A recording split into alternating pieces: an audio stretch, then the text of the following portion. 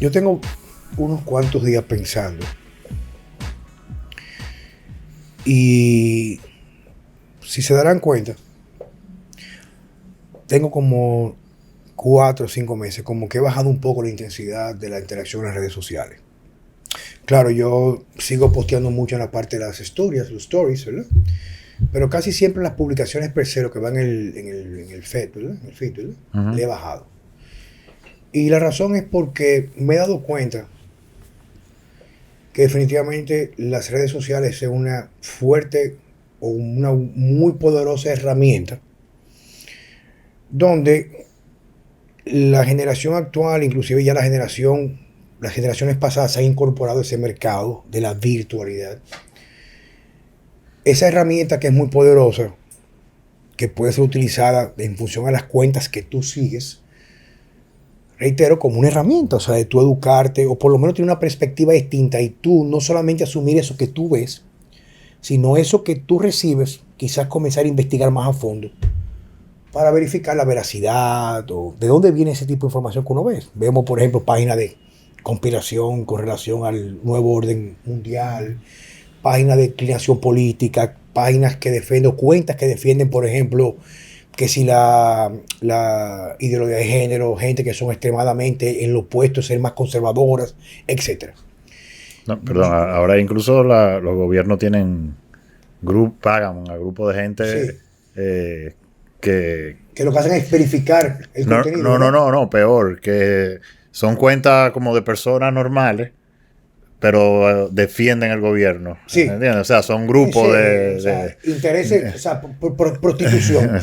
Pero oye donde yo vengo, Checo y Ariel, que nos acompaña en el día de hoy, yo le he bajado un poco, porque yo me he dado cuenta que hay como una competencia en quién gana, quién llega primero. Si yo subo, por ejemplo, un artículo, una publicación, una opinión particular sobre nutrición, ejercicio, y las cosas que me definen a mí como hombre, como Juan Carlos Simón, como ser humano, como ciudadano dominicano, lo que yo soy, padre, hijo, esposo, amigo, amigos. etcétera. Siempre hay alguien que viene a competir o tomando crédito a lo que yo he dicho, que lo vimos en estos días en una publicación, una cuenta de Instagram que copió exactamente como es full un artículo mío y ni siquiera me dio los créditos, lo cual no importa. Yo sí le reclamé con una forma con mucha altura, pero lo borró, pero punto. O hay gente que solamente por llevar la contraria justifica con algo adicional.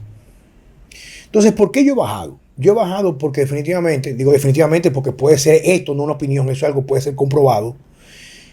Con lo que ha pasado en los últimos casi 3 años, vamos que en los 3 años, nos damos cuenta que al fin y al cabo el mundo, como es, nadie lo va a cambiar.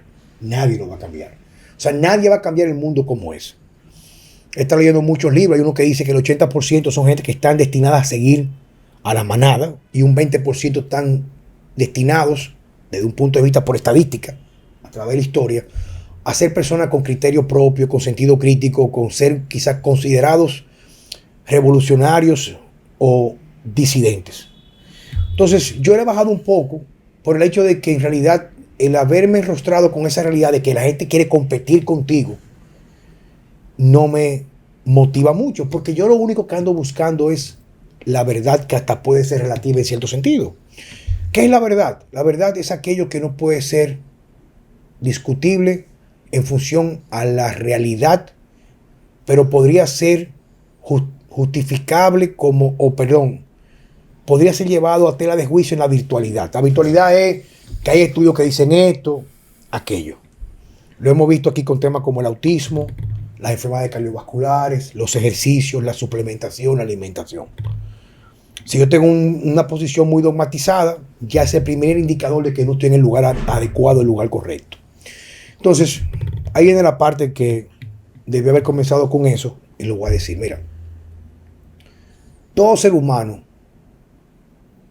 en cierto modo, nace cuasi perfecto, fisiológicamente, estructuralmente, etc. O sea, un niño cuando nace, asumiendo que tuvo un ambiente adecuado en el vientre de la madre se alimentó correctamente, no gran cosa, pero no tenía vicios, alcoholismo, drogadicción, etc.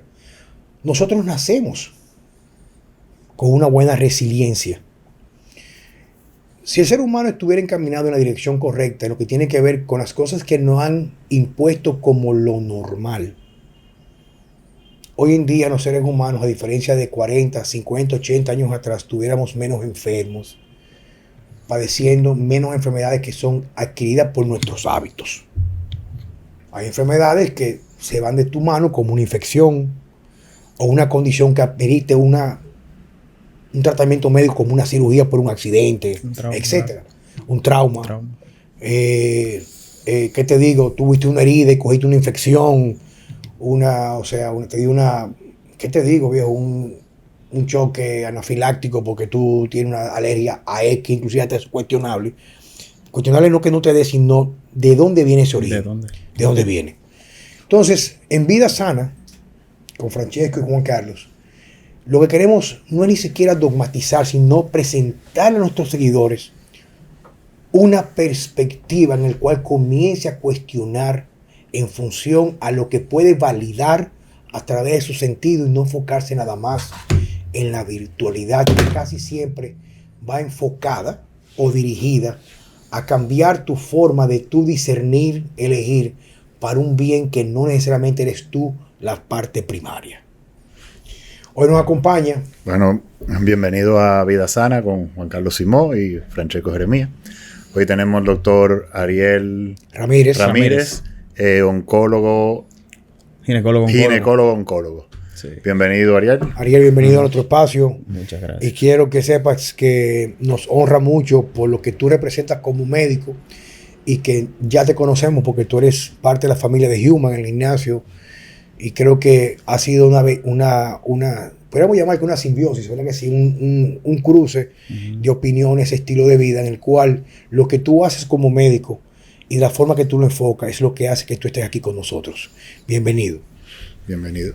Muchísimas gracias. Realmente para mí es un honor inmenso estar aquí con ustedes, ya que de primera mano al señor Juan Carlos, para mí siempre ha sido un ejemplo a seguir.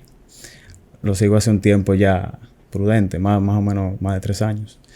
Y eso que él acaba de decir, la orientación o el enfoque que le vengo dando a la medicina desde ese entonces es algo un poquito ya orientado más a la prevención que a prácticamente a lo que nos forman a uno, al médico en común, que es a tratar las enfermedades.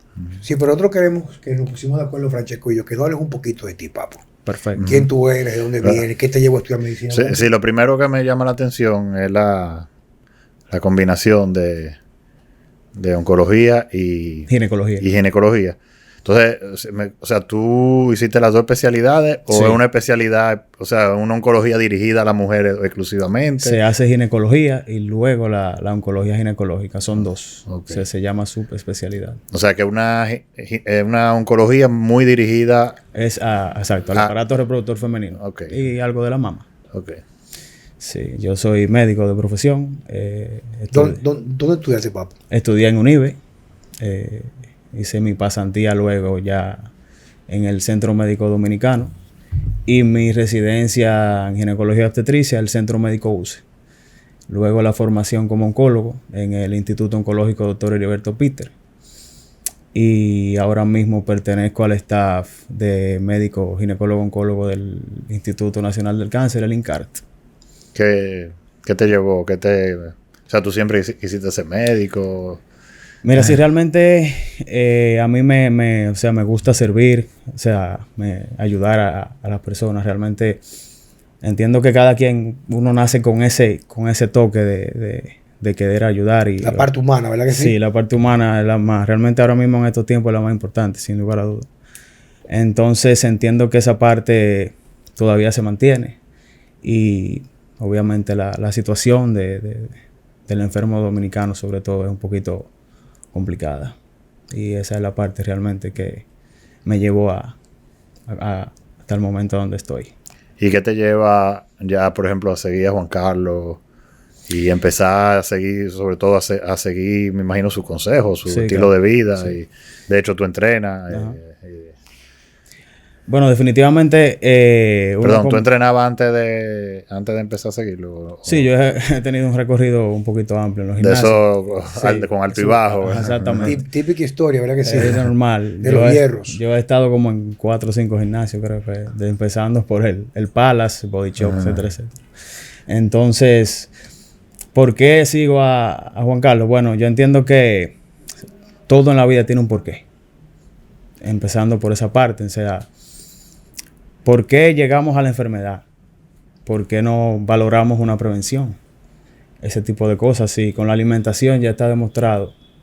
No porque el maestro lo diga. O sea, que sí da resultado. Eliminando ciertas cosas de tu dieta y tu día a día, realmente te da resultado. Tú sabes, en estos días escuché un diálogo del doctor Mark Hyman, que es el director del Institute of Functional Medicine. Inclusive creo que sigue siendo actualmente el director del pabellón de medicina funcional de Cleveland Clinic en los Estados Unidos. Él hablaba fue un corto que yo vi en las redes sociales que decía que el 80% y hasta un poquito más podría ser el cáncer es causado por las decisiones en lo que comemos. O sea, como que hay una incidencia, como hay un vínculo directo entre lo que tú comes y quedas predispuesto a que, digamos, que esas cosas que hacen que tú puedas tener la enfermedad se puedan manifestar o se puedan exponenciar, o sea, puedan multiplicarse a que tú la puedas padecer. Y una de las cosas que cuando yo comencé a coger los cursos con Charles Poliquin, que fue la primera persona que me puso en contacto con el concepto medicina funcional, él trataba, digamos que no trataba, sino que su forma de enseñar era simplificando los términos y aterrizándolo un poco más. Claro. Yo recuerdo que él decía en una ocasión que el cáncer mamario en hombres, que es muy común hoy en día, se está incrementando los casos de cáncer mamario, es una enfermedad prácticamente nueva en el hombre. O sea, hace 40, 50 años no existía el cáncer mamario. Era prácticamente, a lo mejor era un caso, no sé, por decir así, inexistente completamente. Y él explicaba que el ambiente proestrogénico, lo que había en el ambiente, que tú manejas muy bien esa parte, Checo, la parte de los senoestrogen o los senoestrógenos, lo que tiene que ver, por ejemplo, con la alimentación muy vinculada, inclusive que se promueve mucho en los medios hoy en día, deja un vacío de nutrientes para que el hígado pueda manejar bien las cargas tóxicas en nuestro cuerpo. Hablaba, por ejemplo, de estrategias de suplementación para fomentar que el hígado fuera más eficiente, eliminando esas sustancias que se acumulan y tienen mucha afinidad con los receptores estrogénicos, que yo creo que tuvimos que hablar un poquito más de eso, y cómo esas cosas hacían que nuestras células, especialmente donde había afinidad a esos receptores, como el tejido mamario, el útero, y en el hombre la próstata, y quizás también en otras partes del cuerpo, y en el tejido del hombre mamario, cuando tiene ya incremento de la parte de ginecomastia, queda mucho más propenso. Entonces, algo que siempre me he preguntado, Ariel, en la actualidad, o sea, cuando tú haces un contraste de cuando tú comenzaste a estudiar medicina. ¿Cuántos años tú tienes en la carrera? Aproximadamente de formación duré prácticamente unos 15 años. ¿Y ya ejerciendo como médico? Como ginecólogo oncólogo voy para 4 años. ¿Y como médico de que te graduaste? Déjame ver. Aproximadamente 7 años. Vamos a poner en esos 7 años, que es la pregunta que quiero hacer. En la rotación que tú estás en la trinchera de la medicina, en el oncológico, ¿cuál es la rotación que tú ves habitualmente? O sea, me refiero, ¿qué tú ves usualmente en los pacientes? ¿Qué es el típico paciente que te llega? Que entra al consultorio. ¿Y qué cambios han habido desde que tú entraste hasta ahora? A propósito de ese tema, yo hablaba con una compañera sobre, recapitulando lo que usted mencionó, que yo le decía, bueno, por ejemplo, la paciente con cáncer de endometrio. Yo le digo a ella, mira, el cáncer es una enfermedad que entra por la boca prácticamente. Es una enfermedad de lo que uno come. ¿Por qué? Como pregunta el maestro, lo que yo veo del paciente entrando a la puerta regularmente es una paciente obesa, hipertensa, diabética. Regularmente esos son trastornos metabólicos que se deben a un mal estilo de vida, a una malnutrición. Y sobre todo la respuesta a los estrógenos, sobreabundancia de los estrógenos en el paciente con cáncer de endometrio sobre todo. Esa parte. Tú dijiste algo muy interesante, Checo. Y de la forma, y yo necesito que tú me corrobores, porque igual puedo aprender algo nuevo contigo, o muchas cosas nuevas. Cuando tú dices que el cáncer entra por la boca, de la forma que yo lo visualicé cuando hice los cursos de medicina funcional, claro, no como médico, sino como medical assistant de la doctora Susan Mackie, como oyente también, era que cuando la alimentación, una forma para que ustedes lo puedan entender, que me están escuchando, es lo siguiente. Sí. Nosotros tenemos una carga ambiental de una gran cantidad de toxinas ambientales hoy en día que vienen por lo que comemos, respiramos y nos exponemos en el agua que tomamos, nos bañamos. Es muy distinto hace que 50, 60, 80 años atrás. Pero resulta, oye la parte más interesante, que lo he validado con algunas lecturas, inclusive independientes de oncólogos que hacen medicina funcional como tú, es que hace 80 años había una carga en relación a la actual mínima de toxinas ambientales que te incidía mucho en el cáncer relacionado a los estrógenos. Los estrógenos, mama, endometrio, ovario. Entonces resulta que tú anteriormente, escuchen esto, anteriormente tú tenías esta exposición a toxinas que inducen o facilitan o incrementan la posibilidad. Sí. Pero tenía un aporte de alimentos con una densidad nutricional que te daba estas herramientas nutricionales para tú poder manejar esta carga. A la eliminación. Eliminación, biotransformación hepática, o sea, desintoxicar esa sustancia. O sea, se creaba un balance, entre comillas. Pero hoy en día tenemos, por ejemplo, un incremento de la exposición ambiental y una reducción en la calidad de los alimentos en lo que nos puedan aportar para facilitar que nuestro cuerpo pueda manejar la carga que podría inducir a trastornos como el cáncer. No, de hecho que parte de esa alimentación se ha convertido en la carga en sí. Exactamente. Entonces, bueno, sí, tú siempre lo has dicho, o sea, claro. No es que los alimentos en realidad ya no nos aportan tanto, sino también son un vehículo de toxinas. Tú estuviste hablando con nosotros, Checo, del glifosato. Glifosato. Sí, no, prácticamente, tú sabes que eso ya lo encuentran hasta en la, ¿cómo se llama? El cordón umbilical de los bebés, o sea, está presente en todos los sitios. Igual pasa con el teflón. En estos días se estaba hablando de los microplásticos que ya están presentes en la sangre y en los pulmones de los seres humanos.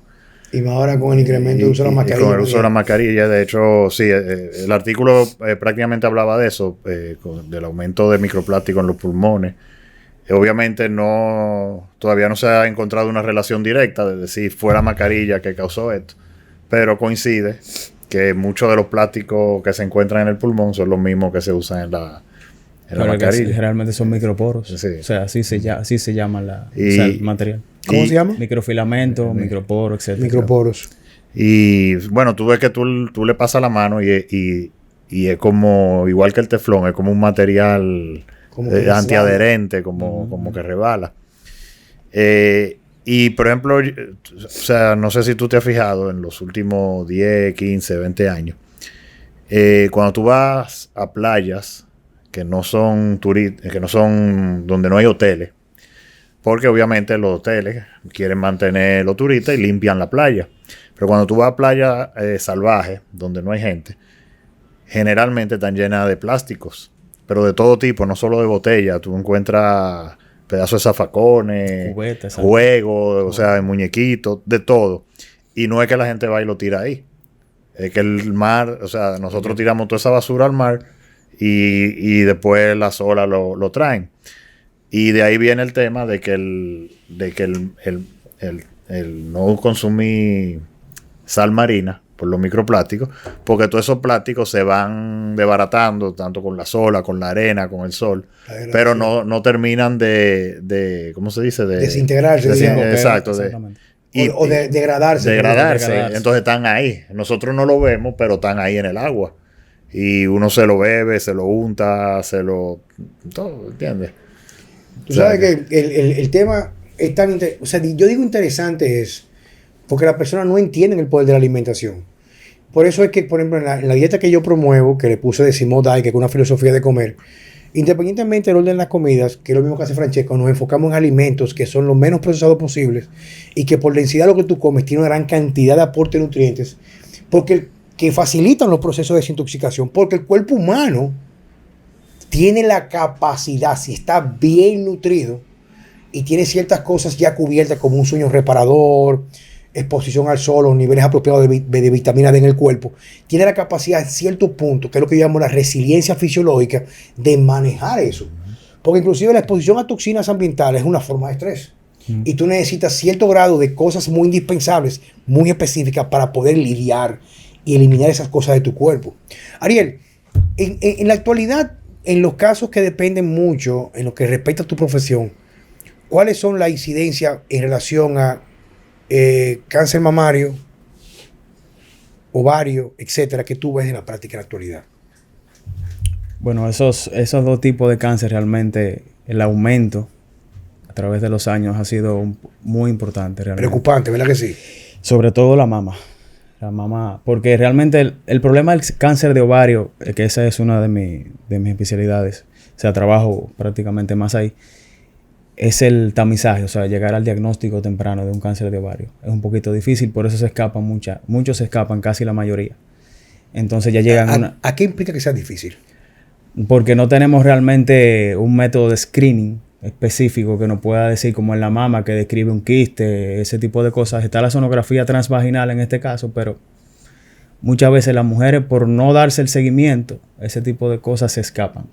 En la mama es más, o sea, un poquito más es puntual, diría yo, en este caso. Claro, porque hay algo, digamos que el quiste. Exactamente. Entonces tú me vas a corregir. Yo siempre he leído y he visto que para que haya un cáncer mamario, tú me podrás corregir, por favor, que yo también quiero aprender de ti en el día de hoy, Checo y los demás que lo están escuchando, siempre va a estar vinculado a un quiste, el cáncer mamario. ¿O hay cáncer mamario que no son dependientes de formación de quistes?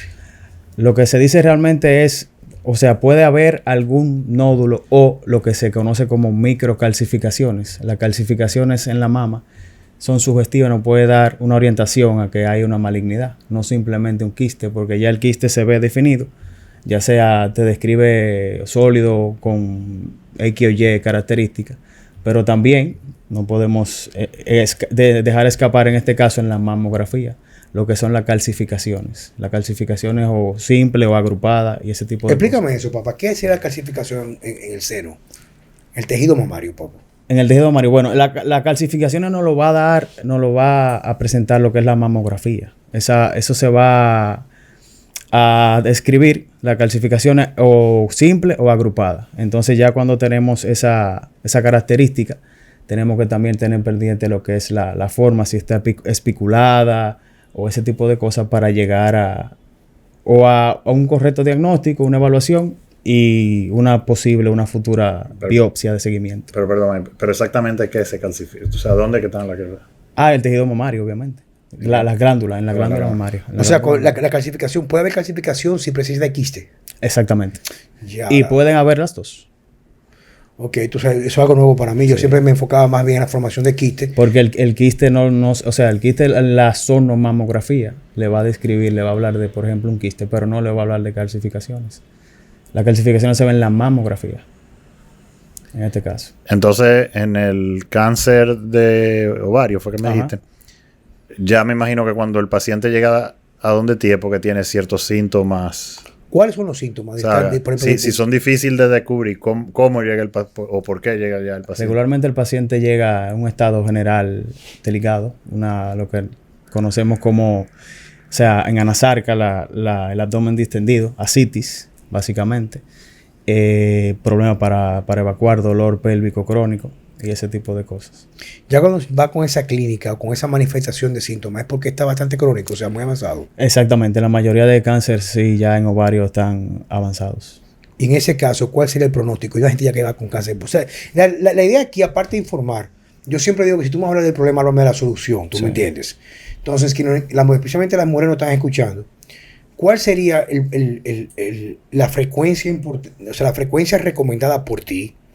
¿Qué tipo de evaluación reales son las más importantes para poder detectar un cáncer que dependa de estrógenos en las mujeres a temprana edad? O sea, a temprana me refiero a edad del proceso de la enfermedad puede desarrollarse. A partir de los 35 años, diríamos, en este caso. La literatura hablan a partir de los 40, una mamografía anual.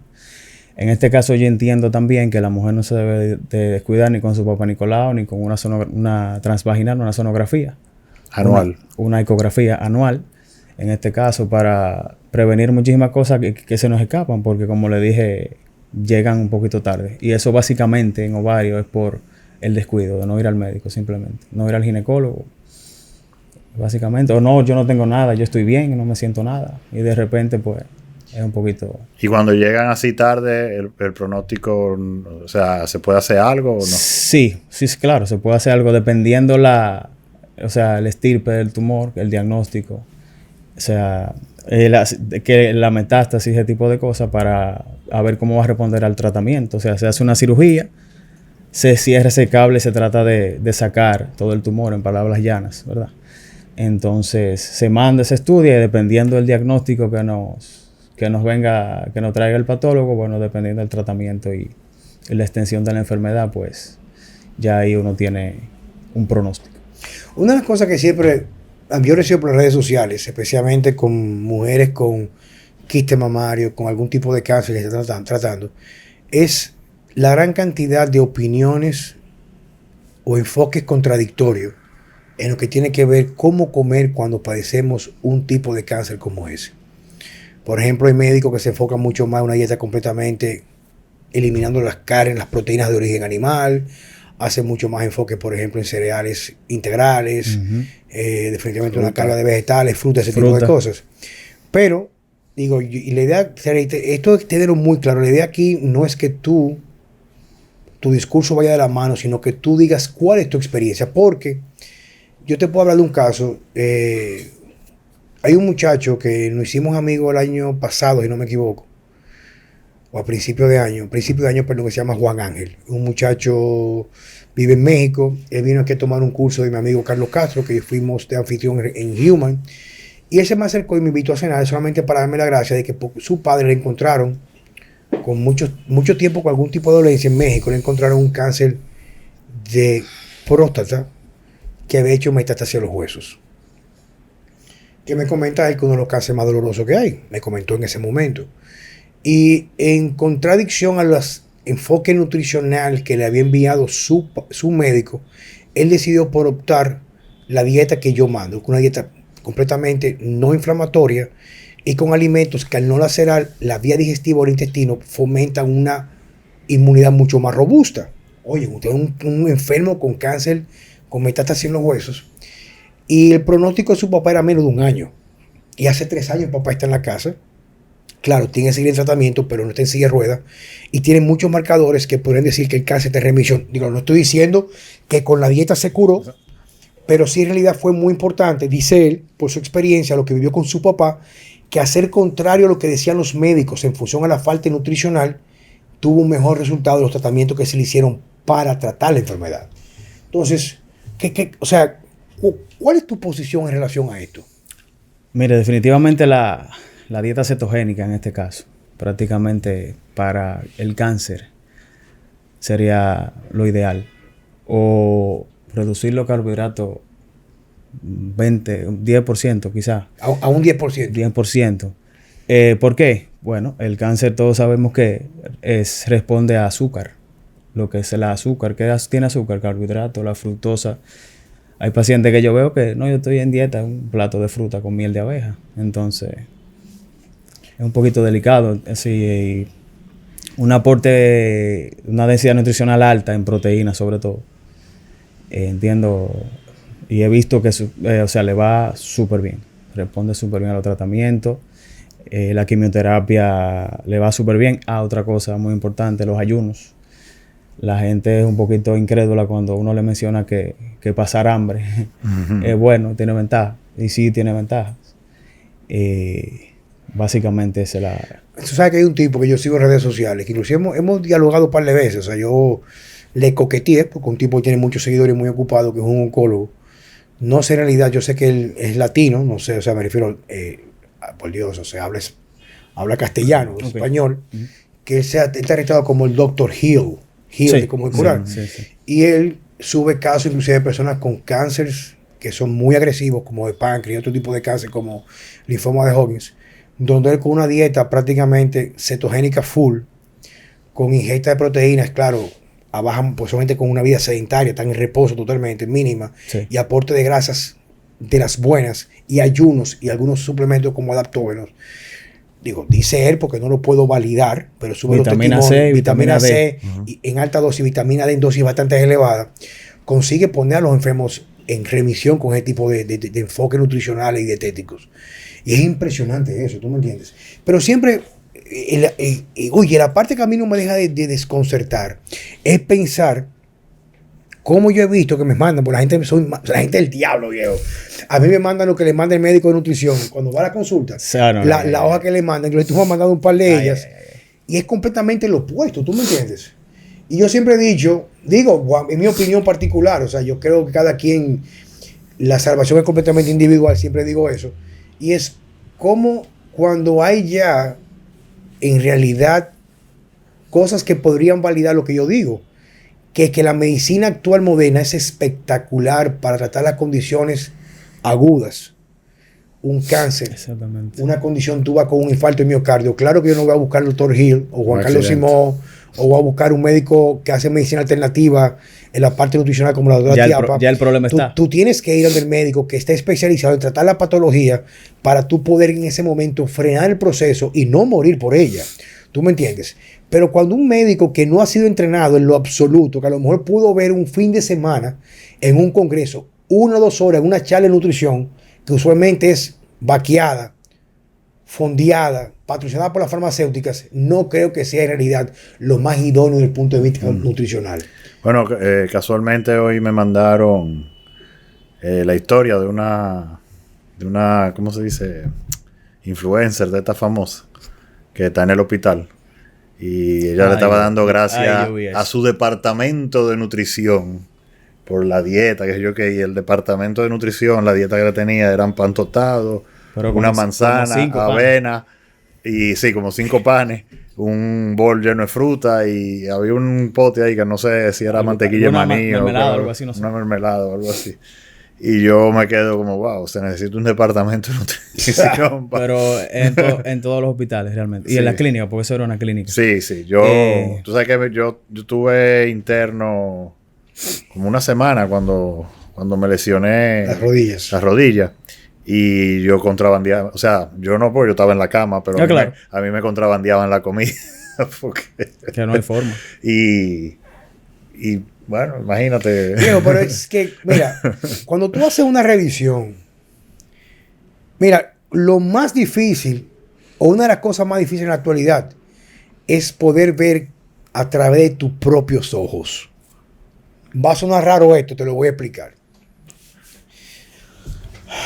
En los últimos 3 o 4 meses, de forma accidentada, porque no me lo busqué, he recibido un par de libros de regalo de autores. Tú me hiciste un regalo, un libro que te lo voy a prestar, Checo, luego que no termine. Donde entre las cosas que te enseña es que se ha venido desarrollando en los últimos 10, 15, 10 años y más en los últimos 3 años un problema de reingeniería social.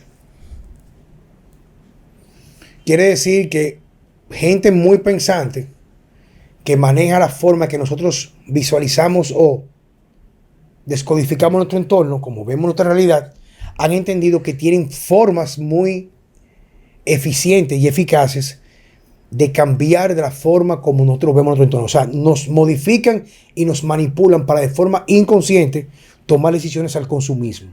Cómo gastar el dinero y qué comer. Mira, yo en estos días he hecho 2 viajes bastante largos. Bueno, largo no. Un largo fue a Alemania. Tuve 10 días, 11 días en Alemania, lo cual incluye interactuar con un lugar donde la cultura es completamente distinta a este lado del mundo. Me monto en un avión para ver el tipo de comida que dan. Luego a la semana voy a Costa Rica a dar un taller y cojo un avión a Panamá, Costa Rica, me quedo en Costa Rica 4 días, regreso Panamá, Santo Domingo.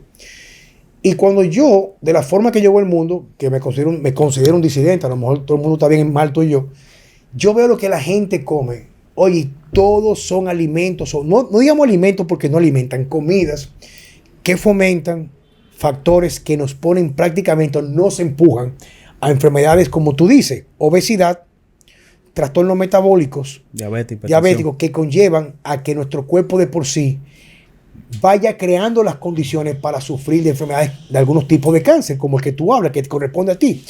Y yo me pregunto, viejo, pero es que yo no encuentro en un avión en un viaje, por más largo que sea, una comida. O sea, en una comida yo no encuentro un alimento que de una forma u otra tenga un efecto antioxidante y antiinflamatorio, porque a lo mejor yo no soy muy dado a comer tantos vegetales, porque para mi filosofía, para explicarte, los requerimientos de vegetales se incrementan a medida que tú tienes alimentos más proinflamatorios. Sí. Y yo me encantan. O sea, yo también voy a comer una ensalada porque me gusta, no porque me dijeron que era buena. Es buena, por Dios, es mejor que comerte un pan de agua o un McDonald's, pero yo lo disfruto. Pero en ese viaje, digo, yo no encontré un alimento. O sea, ponte que te hayan puesto un sándwich con queso mierda americano Kraft y un jugo totalmente pasteurizado que no le queda ningún tipo de vitamina, pero a lo mejor te pusieron un plato, una fruta de verdad, o te pusieron un trocito de carne. ¿Está conmigo? Es nada, nada. Y de seguro el juego dice light. No, viejo, eso no tiene madre, viejo. Pero la parte más chula es que en el aeropuerto de Panamá, señores, digo, no es una crítica, es una observación. Yo recorrí la terminal donde yo estaba, viejo, yo no encontré nada. Y en el único lugar que vi que había supuestamente un omelette, porque fue bien temprano, cuando yo pago el omelette más caro del mundo, que fueron $12, que yo veo que esa tipa coge unos huevos en polvo y lo liga y lo pone en una plancha para luego ponerle un microondas, sacar una funda de plástico, lo relleno y lo calienta para congelarlo en el plástico. Viejo, yo tuve que botarlo, viejo. O sea, yo llegué muriéndome del hambre. Entonces, por eso es que... Todo eso es estrés oxidativo. No, viejo. O sea, viejo. O sea, tú cada vez que tú comes, tú estás jugando todos los números para enfermarte. Pero es que tú no encuentras opciones, viejo. Y entonces lo peor es que tú te das cuenta, pero para la mayoría de la gente... No, viejo. La gente haciendo fila para comer, viejo. ¿Entiendes? O sea, yo llevo los niños míos al jiu-jitsu, llevo los niños... Las niñas van a una clase de baile, los viernes van a una clase de pintura y tuve todo lo carajito, la picadera es fundita y juguito y muchas veces los papás están ahí que se lo compran, ¿entiendes? Y entonces lo peor, que lo hemos repetido varias veces en este programa, es que muchos de los papás, por ejemplo, tú ves la mamá que anda en ropa de gimnasio, porque ella está y seguro está haciendo la dieta de Juan Carlos, ¿tú me entiendes? Pero a los hijos le compra la basura, o sea, toda la mierda. Bueno, antes de seguir con Ariel, porque yo tengo muchas preguntas buenas para ti, Ariel, y quiero con algo que me pasó anoche. Tú sabes que nos había invitado Rayes Curi a su casa. Rayes es un amigo que yo fui. Me hizo una carne mortal, viejo. Entonces nos sentamos ahí. Tú sabes que mi demonio son el vino, porque Checo lo maneja muy bien una copa, yo no puedo beber una copa. Bueno, que si me tomo dos me duermo. Sí, pero... se acabó la noche. Digo, tú estás durmiendo siempre, pero Checo se duerme, no importa, hijo, hasta bebe café y se duerme, pero obvio. Pero el mensaje, señores, es que yo estoy en la casa de Rayes y tiene dos hijas preciosas. Son una niña, viejo, y tiene una de 11 años, que es una lumbrera. Es delgadita, Rayes muy atlético, tipo que hace Ironman y vaina. O sea, un tipo admirable, viejo. O sea, con una salud impresionante. Y su mamá le prepara la comida a la niña. Pero ella me está comentando delante de mí, porque una niña que es muy extrovertida, habla todo con su papá y su mamá, de que cuando va al colegio, en el colegio lo que le sirven a los niños es, no basura, no. Es la mierda que tú dejas en el zafacón, o sea, en el sanitario. O sea, no hay nada que alimente. Y ella va con comida hecha de la casa. Y los amiguitos la relajan a ella. Le hacen bullying. Y yo que más o menos he aprendido, porque me estoy preparando para mi hija Numa Vela, y lo hice con mis hijos anteriores, con el mundo que es tan parasitario y tan enfocado a castrar el criterio de los niños hoy en día, ella comienza a hablar conmigo con su papá y su mamá. Ella me dice a mí que a mí me hacen bullying. Y le digo yo, sí, pero yo te voy a enseñar cómo observar. Cuando te hagan bullying, observa cómo son el papá y la mamá del amiguito que te hace el bullying. Y cómo el amiguito que te hace bullying y cómo tú eres y cómo son tu papá y tu mamá. Tu mamá es una mujer delgada, 40 y pico de años. Tu papá es un fucking atleta, 40 y pico de años. No tan enfermo, no son gordos, tú no eres gorda. Entonces no debes de permitir que cambien la capacidad de tú poder discernir por lo que tú puedes ver, por lo que te están diciendo. Entonces ya comenzó como a reflexionar. Ah, sí, pero entonces yo le puse unos ejercicios. Y oye, la parte más importante, le digo, que tus amiguitos sean gordos o su papá y su mamá tengan problemas de marcadores de obesidad y como tú dices, marcadores muy tangibles, fisionómicos, de síndrome metabólico, no los hace mala persona, pero no son el role model o la persona tú seguir en función para aprender cómo comer, sino cómo comen en tu casa, porque nadie puede discutir con los resultados, ¿tú me entiendes? Bien, o sea que es impresionante lo que estamos viviendo. Y una de las cosas que más a mí me está aterrando hoy en día es que cuando yo he visto las estadísticas de hace 40 años de la incidencia de cáncer mamario a la actualidad, ¿cuáles son las tasas de relación de mujer hoy en día para sufrir cáncer mamario, Ariel? Aproximadamente hoy en día... Yo estuve escuchando que, más o menos, que iba más o menos por 4-1, 3-1, algo así. Creo que más. O sea, prácticamente 6-1 un promedio. Porque sobre todo en hombres todavía sigue siendo muy poco frecuente. Pero el cáncer de mama ha tenido un repunte impresionante. Y en mujeres jóvenes. O sea, que hace años, 10, 20 años atrás, o sea, esas enfermedades eran pacientes prácticamente ya posmenopáusicos. Pero hoy en día, con la sobrecarga de estrógenos. Estrógenos ambientales, ¿verdad que sí? Estrógenos ambientales, o sea, lo que tú comes. Usted mencionaba los estrógenos ambientales, básicamente. Hay un libro que dice que prácticamente al día uno se expone a 200 estrógenos ambientales, o sea, tóxicos. 200 diarios. Diario, lo que uno come, lo que uno se pone, lo que uno se unta, todo. No, y tú podemos estar seguros que la mujer se expone a mucho más que el hombre. Claro, se maquilla. El maquillaje, de las cremas que se untan. Todo eso. Toda la cosa de olores. Bueno, yo fui a mi oficina, que yo sé que lo hace como los Mil de los Amores, en otro nuevo centro. Y mi gerente general, que para mí una mujer como muy poca he conocido, Carolyn Lebrón, ella tenía y se sentía orgullosa de un ambientador de eso que se pone en los zócalos.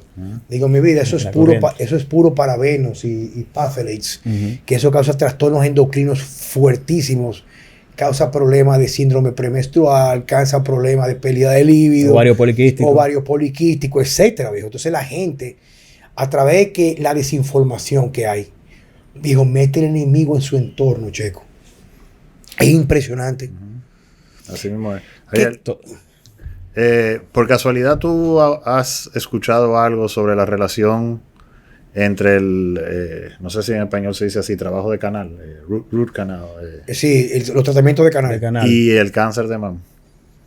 Bueno, realmente no, de escucharlo no. Okay. Pero se dice que todos los instrumentos de odontología, las amalgamas, todo eso tiene flúor. El flúor es otro agente, citotóxico en este caso, que a largo plazo también puede influir en lo que son los cánceres. Inclusive el cáncer yo he escuchado que, bueno, lo he leído, eso sí lo he leído y lo he escuchado, que uno de los principales factores que inciden en el cáncer de tiroides es la toxicidad o los niveles tóxicos, cualquier nivel, porque no hay niveles supuestamente que sean considerados seguros de flúor. El flúor exactamente no es seguro, eso es citotóxico. Y eso se lo ponen al agua de los niños. Agua de los niños. Inclusive yo recuerdo cuando yo era muy muchacho, que comencé a ir por primera vez al dentista, mami me llevaba ya con medio preadolescente. Una de las cosas que hacían 2 veces al año, de darte, por ejemplo, baños de flúor en la dentadura, supuestamente para evitar. Tú te tragabas esa vaina, viejo, con un sabor a chicle, recuerdo yo, para hacerlo como más agradable. ¿Tú me entiendes? Ariel, ¿cuál es el tipo de alimentación? Vamos a suponer un paciente llega a donde ti, una persona con síndrome metabólico, tiene, por ejemplo, quistes mamarios que ya son de mucho cuidado, que ya tú ves que van evolucionando en la dirección no deseada. ¿Qué tipo de alimentación o qué cambio de hábitos tú le recomiendas? Bueno, lo primero es preguntarle al paciente si hace algún tipo de actividad física, empezando por ahí. Debe hacer actividad física de cualquier índole, ya así sea caminar. Y como les expresé anteriormente, la dieta cetogénica se valora en este tipo de pacientes para bajar un poco el porcentaje de grasa y disminuir lo que son prácticamente los carbohidratos a cero. O sea, en ese tipo de pacientes con ese hiperestrogenismo y con esa predisposición ya metabólica en sí, lo ideal es eso para evitar el uso de carbohidratos, la fruta, fructosa, azúcar, etcétera. Todo ese tipo de cosas, eliminarlas. Y obviamente, algo que usted dice mucho realmente siempre, los aceites vegetales refinados es algo... Esa vaina es el diablo. Eso es algo si la gente lo supiera, mi hermano. Mire, eso... No, una cosa. Que... Y a mí me da tanta gracia. cuando hacen esa marcha en el Botánico. ¿Cómo se llama la marcha esa? Y la hacen todavía. Sí, caminante contra el cáncer. Caminante por la vida. Caminante por la vida. Y tú ves que la gente va, las mujeres, claro, y que lo hacen como dicen los americanos, naif, o sea, de forma inocente, haciendo su selfie con su t-shirt de la compañía que promueve el aceite ese y ese tipo de cosas. Si la gente supiera que uno de los principales, o el principal, el número uno,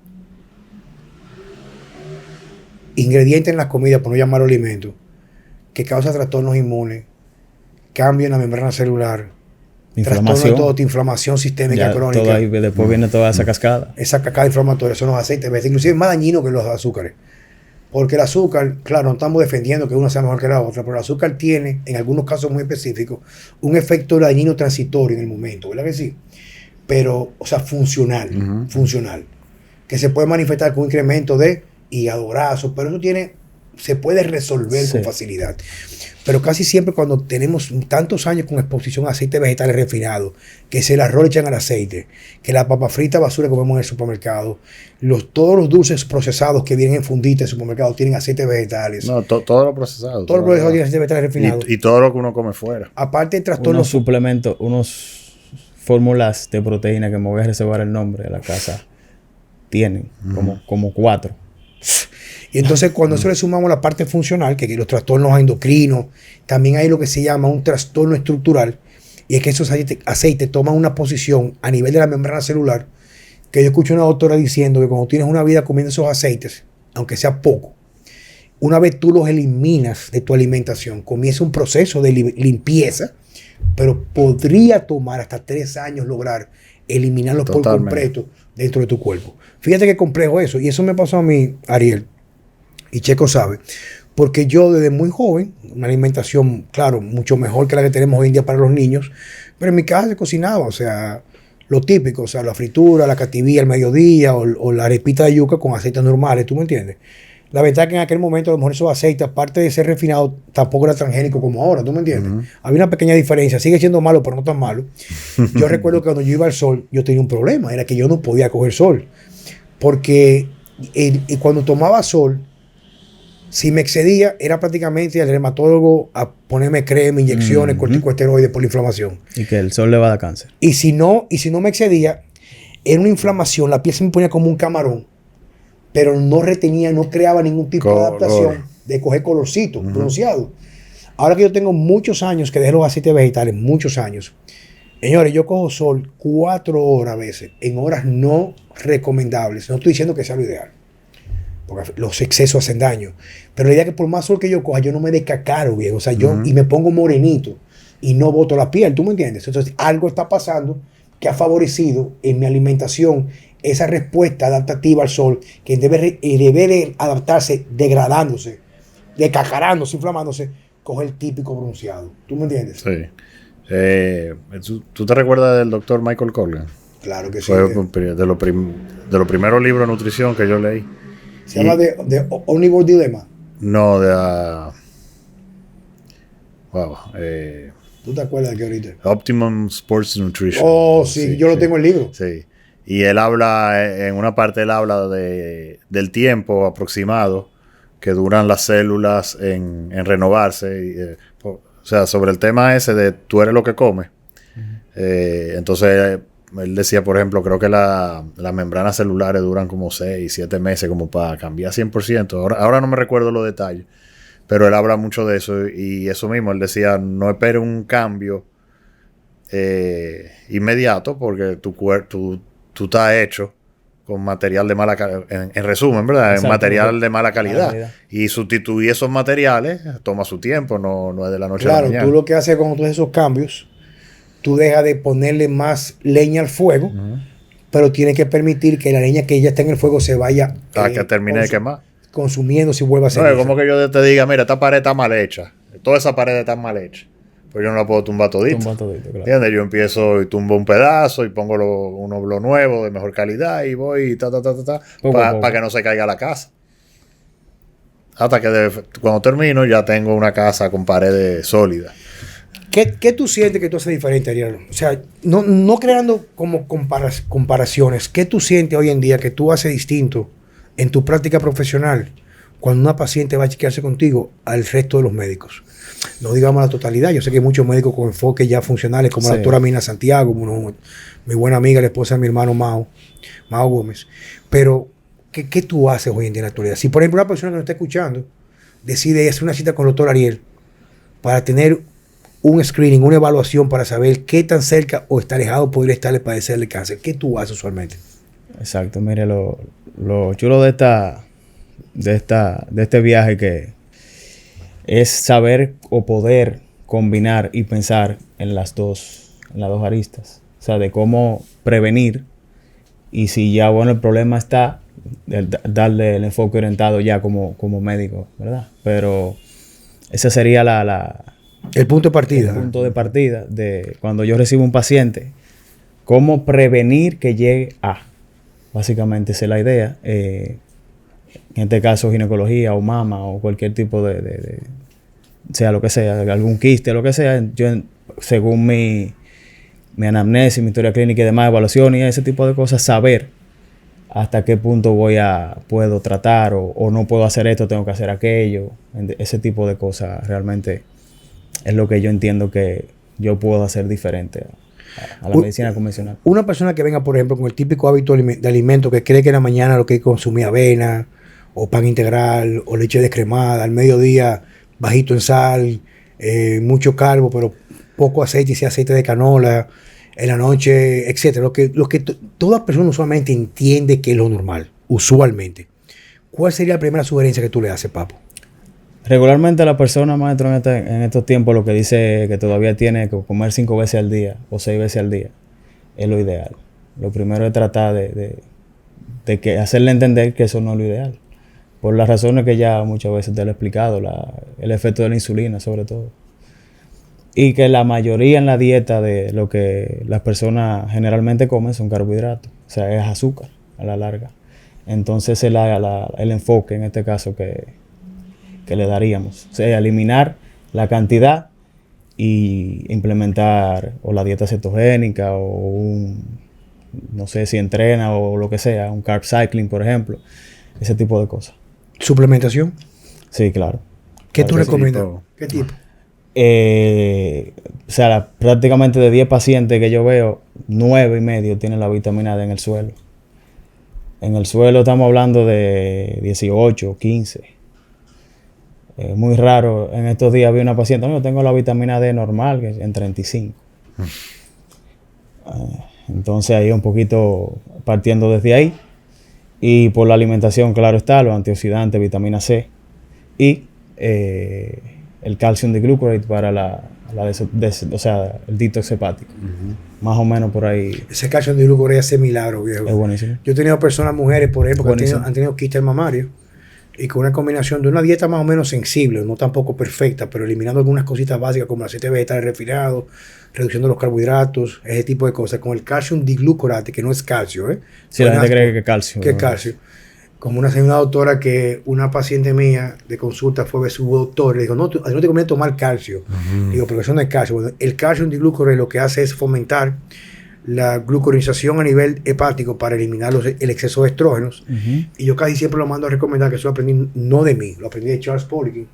Era el asunto de la semilla de linaza molida, porque tiene mucha afinidad en la vía de eliminación en el intestino para poder excretar de forma eficiente los metabolitos. Hemos implementado el protocolo ese mismo precisamente y sí, hemos tenido resultados. Resultados favorables, ¿verdad que sí? Así es. Qué bueno, viejo. Que lo dejan overnight, ¿verdad? Dejan la semilla. Usualmente lo que yo hago también, por ejemplo, dice Charles, que era mejor fresca, no importa cómo quede buena, se toma en la noche, antes de acostarte. Molida en agua. Molida en agua. Te la tomas y usualmente eso permite un tránsito intestinal y cuando pasan los procesos de desintoxicación, el sueño profundo en la noche, tú en la mañana vas eliminando toxinas. Incluso tuve un caso, una doctora muy amiga mía, que tenía ella un caso de que tenía los estrógenos totales por encima de 1500 y no había forma, viejo. Y le mandé el protocolo con DIM, calcium diglucarate y la semilla y en 30 días le bajó a 245. Y ella tenía ya un perfil estrogénico muy preocupante. Ella tenía, por ejemplo, inflamación del seno. Era obesa. Ella tenía un poquito de sobrepeso, pero era más o menos porque ella maneja mucho estrés, ese tipo de cosas. Hay muchos factores que inciden, pero yo me enfoqué mucho en manejar la parte de cortisol excesivo, también que jode mucho los procesos de desintoxicación hepática. ¿Tú me entiendes?